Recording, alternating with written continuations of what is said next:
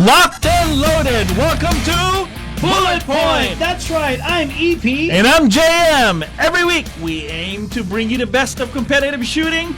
And trust us, it's a bullseye every time. Hey guys, no, it's not just about hitting the targets. It's about the stories, the drama, and some friendly rivalries. Oh, for sure. Whether she's a sharpshooter, a curious beginner, or just here to see what is the noise all about, you're in the right place. Hey guys, want to connect with us? It's it's very easy. Find us in a PHLV Radio Facebook page, the Bullet Point Facebook page, or simply email us directly at bulletpointmediaproduction@gmail.com. And don't forget, like and subscribe to our YouTube channel. You don't want to miss a single round, do you? So JM, who do you think is tuning in right now? You know, the diehards, the curious, well, maybe both? Yeah, hopefully both. Either way, they're in for a straight shot of excitement. Are you ready? Stand by! All right, welcome back to our USPSA series. We talked about this in the beginning of the year, right? Yeah. This week naman mga kaibigan, or guys, we're diving into stage strategies and learning how to plan like a pro.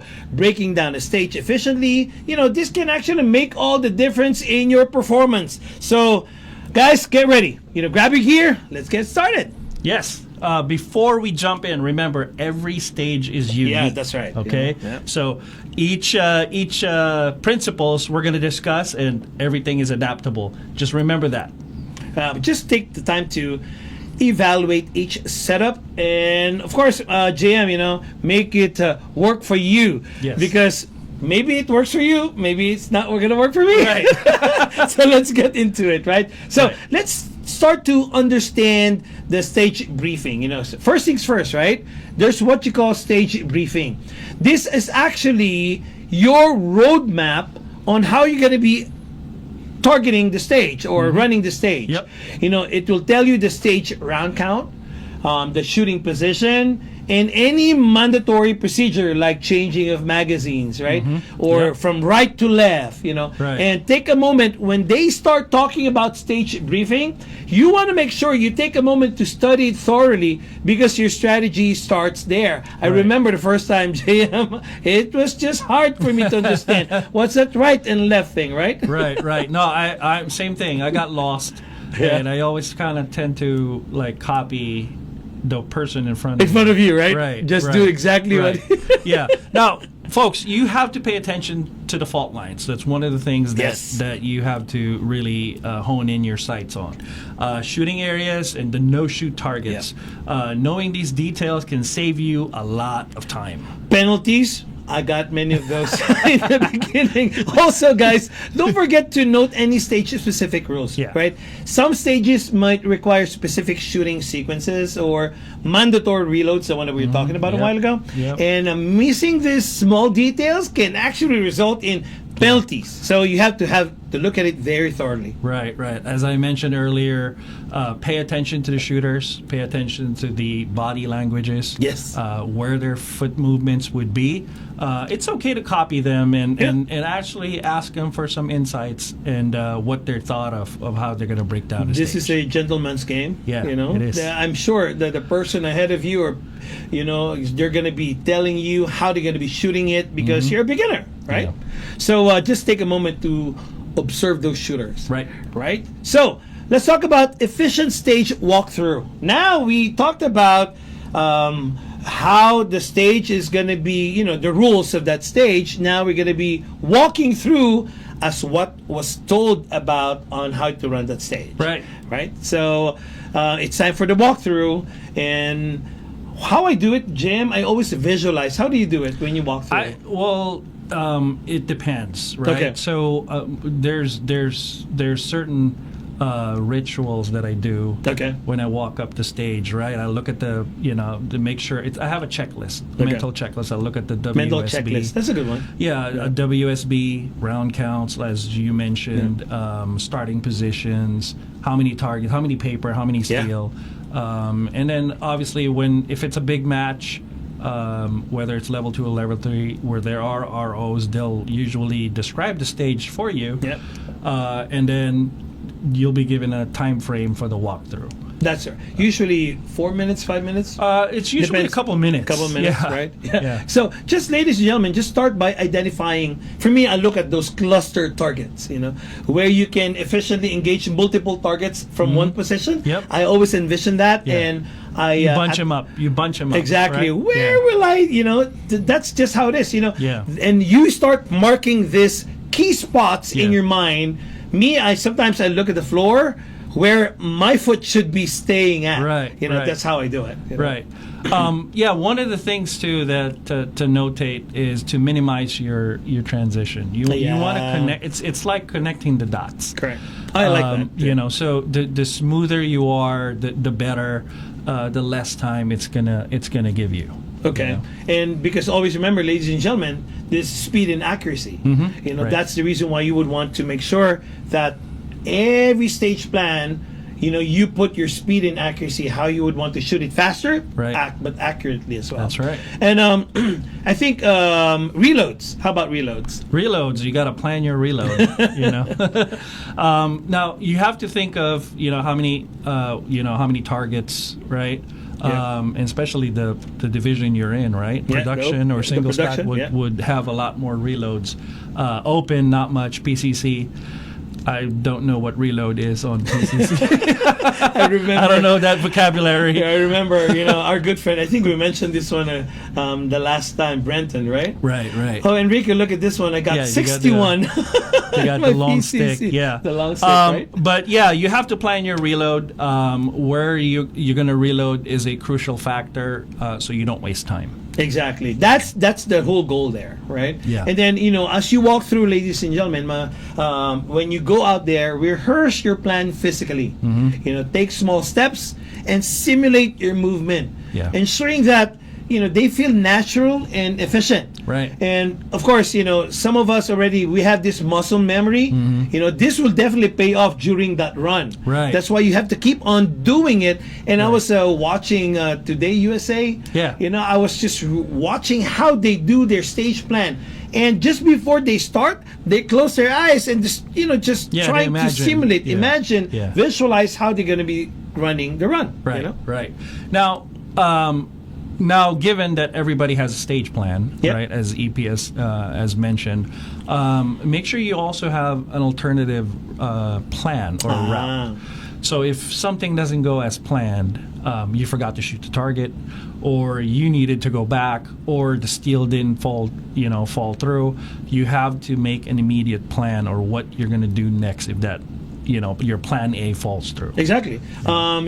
Since you mentioned that, JM, over the weekend I was shooting that. So I was looking at this this plan. I was shooting it. When I attacked it, I know I was supposed to hit the popper first before the targets. Yeah. But when I hit the popper, I missed it. Right. I went to the target, and then I went to the next window. That's where I hit the what do you call this, the metal, or the, what do you call that? The popper. I'm sorry, the popper, right? So you have to have that plan B always when you miss a shot. Right. Right.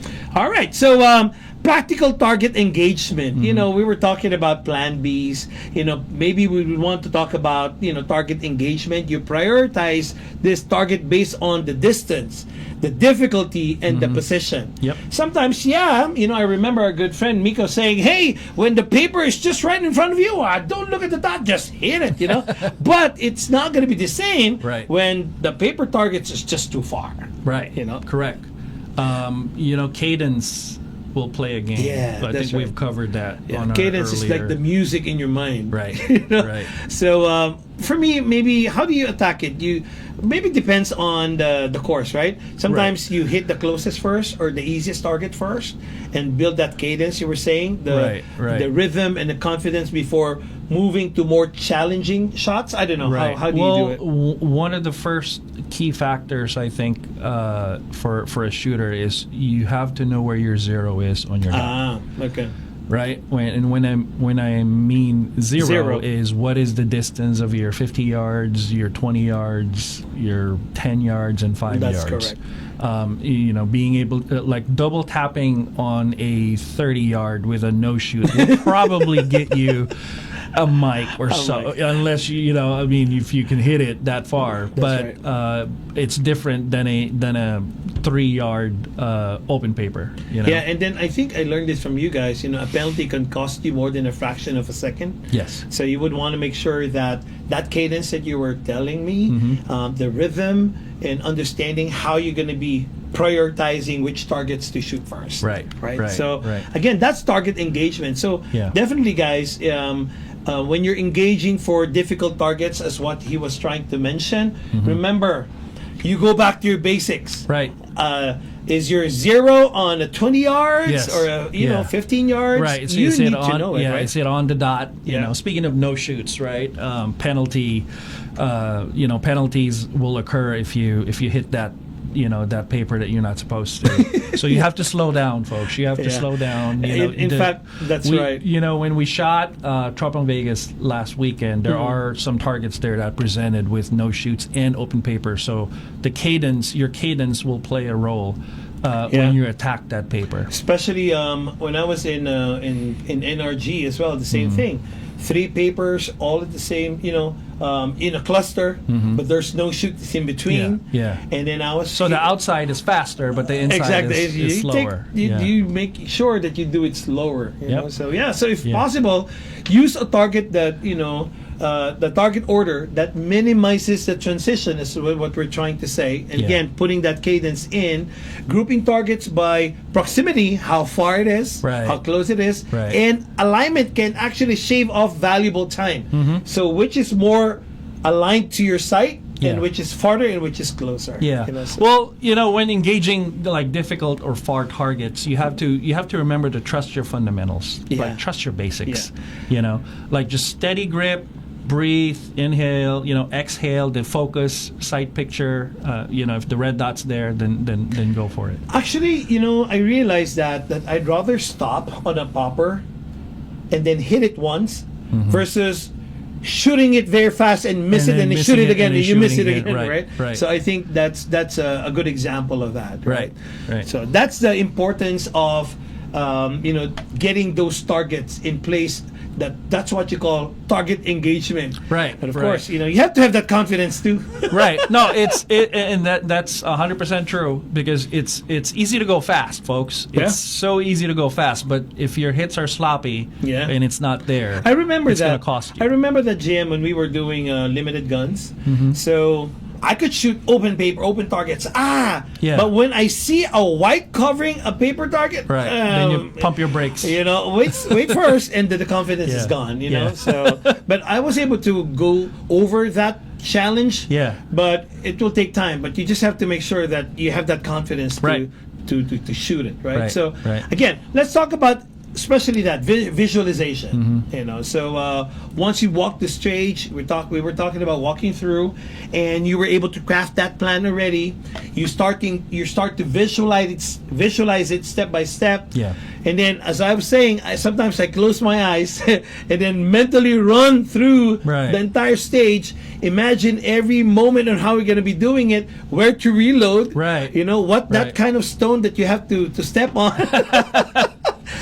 Landmarks, right? Visualization primes your mind for your execution plan, right? Right. So- No, the pro tips on visualization is just imagine it. Like just close your eyes, imagine it As if you're running it, right? as if you're running it.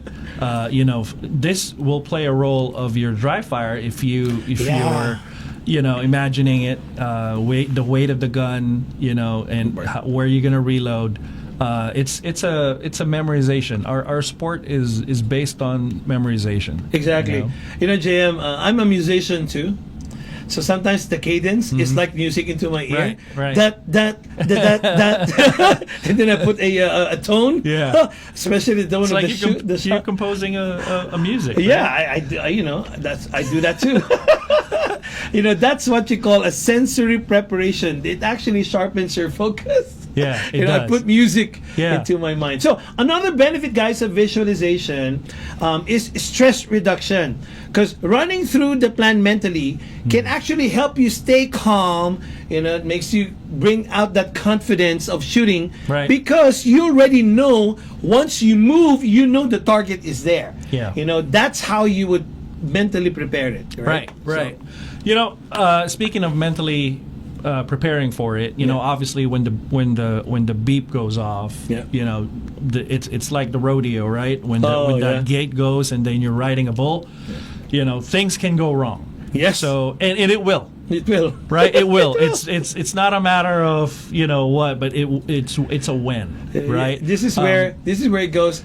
How'd it go? Right. Well, could have shot that better. But don't panic, folks. Don't panic. You gotta have a plan. You gotta have a backup plan. Yeah. It's sometimes you gotta make up a shot. And sometimes you gotta hit that paper or target again. Don't panic. Yeah, don't panic. That's the key. That's the key thing. And then what do you call this? Recovering from this missed shots. Mm-hmm. Well, it's normal. Sometimes you panic, right? Yeah, it does, and that's where again your investment in dry fire and training and practicing, and as a shooter, that kind of makes up for what you are on the range. Yeah, sometimes sometimes I just leave it. If I miss it, sometimes I leave it already. Yeah. Because I had the time, right? Right. So earlier during when I first started, I was there were some times I was forgetting targets, and this was a level 2 match. So I was like FTSA and then 2 mics, and I was like, that would devastate me. Looking at the hit factor, it was so low, and I was like, man, something's got to be so you have to compute it in your mind. Is it worth missing the shot and getting the time more? Sometimes you balance it. Right. So I'm glad you brought that up. Real quick remember we shot Utah State last year. Yeah. There was a stage there where you would have to go far left to hit a steal and then start engaging the target all the way to the right. Yes. There were a lot of top shooters that calculated the risk versus reward if they were to go there on that left side to hit the steal versus missing that and just running through the course. Wow. It's an L shape, like a dog leg shape. So I'm glad you brought that up, because there were some top shooter even it's not worth it for me to go there. I'm gonna waste time versus I'll just run this through. Exactly. And these are GM level shooters. Can you imagine, especially if the popper is too small and that's going to be the first shot that you're going to be doing, engaging? Yeah, that's a good call there too, right? So how about dealing with equipment issues? If your gun malfunctions, well, you have to stay calm. It happens. It could happen to a lot of us. Right. Right. So you just have to be calm, and then perform your drills as what you planned, and then get back in the game. Right. And then it happens to us. It happens to you. Yeah. My God, it can happen anytime.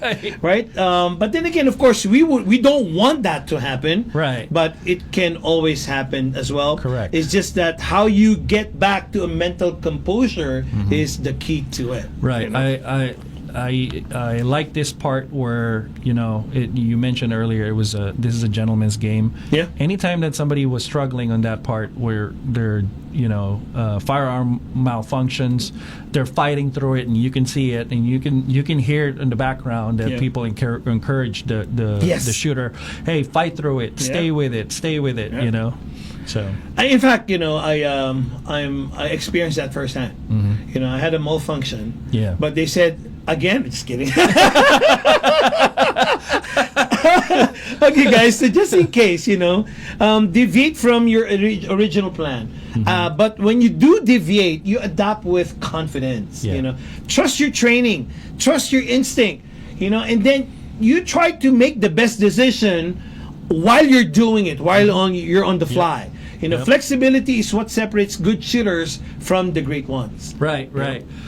keep in mind that adapting doesn't mean you're just abandoning Yeah. all the plan, but you can devise another plan, but stick to the original plan. It Exactly. always works, and then your fundamentals will play in, put into place. Again, your training, your dry fire, your mentally focused and preparing. That those will come into play. Fundamentals, right? Yeah. Always remember that. I remember what do you call this? Over the weekend, I had the same thing. I had a good plan, but Plan D worked. Plan B worked. Well, if you want Plan C and Plan D, I don't know. But you know what? I did experience. I mean, my gun was malfunctioning. See, over the weekend. So, it happens, guys. So you if know. you're a beginner, don't take it too much against you, because it happens to everybody, right? So again, that's how you plan like a pro. The confidence should be there. You always have this Plan B. Always remember about your walkthrough, listening to how the stage should be shot, how you're Right. going to be running the course of fire. A solid stage strategy, ladies and gentlemen. You combine it with preparation, combine it with the execution, and adaptability is going to bring you there like a pro. Right. So remember, with practice, dry fire, you'll master these skills, and you'll see the scores go up. Yeah. Right. That's what we all want. Your name goes all the way up there. Actually, I like seeing my name going up there, right? Yes. But then when you do malfunction, you go to the bottom. You fight through the names again. But You're going up, I like the mindset of our good friend Rick. Yeah. I've seen him many times when Yeah. we were at Area 2. So I was with him. The first few stages, he got a lot of mics. First few stages, Yeah. a lot of mics. But he said, "No, I'm gonna get it in the next stage. I'm gonna get it in the next stage. Yeah. I'm gonna get it in the next stage." End of the whole event, he won. Yeah. Right. Well, you always have to have that fighter's mentality. exactly. Right. And I like it about him. And you can't be in the sport if you're weak-minded. A crybaby. I'm just Right. Yeah, but that's true, guys. So if you're a beginner listening to us, everything that you're going through right now, it went. We all have experienced it. Yes. Even the GMs have experienced it. Right, correct, correct. And it's part of the Right. process. Right. So you're actually competing against yourself. Yeah. You want to make sure that what JM has mentioned, you want to see your name going up to the ladder, and you see those improvements. Right. Well, folks, that wraps up our quick, topic for today. Be sure to like and subscribe. Join us next week, and we'll cover some advanced shooting techniques. Until then, stay sharp and shoot straight. Oh, by the way, guys, got questions or tips of your own? Drop them in the comments. Don't forget to email us, because we're building a community of shooters who would like to learn from each other. So see you on the range.